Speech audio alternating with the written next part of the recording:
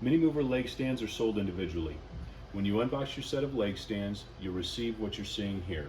We'll have a base, an set of uprights, and a set of brackets depending on if you're running a flat or incline application.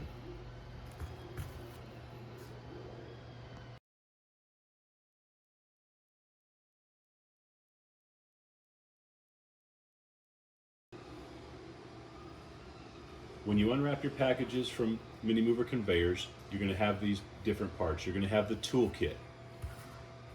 You're going to have the base with the adjustable feet already inserted. You're going to have the uprights with the locking screws already inserted on each end. You're going to have the mounting brackets, which will hold the conveyor to the upright. And you're going to have the end caps, which will go on the end of the base and the uprights.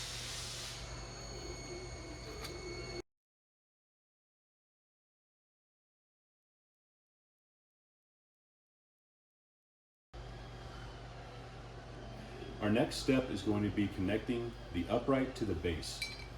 With the locking screws facing out, you simply slide them towards the center of the base, keeping them loose so you can adjust for your conveyor's width.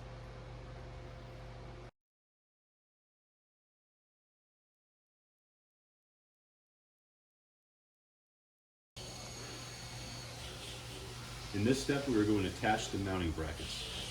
Slide the long T-nut on each bracket downward on each upright's inward facing groove.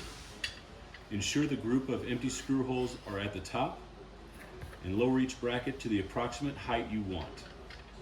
Use the supplied 5/32 hex wrench to lightly tighten each screw, which allows for further height adjustment when you proceed to attach the conveyor.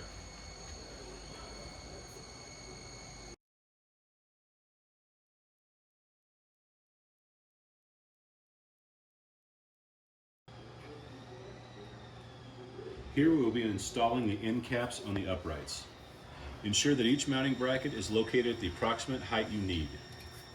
Position each end cap atop each upright and at the sides of the base. Insert the plastic screw in each. Press down with your thumb until screw is seated.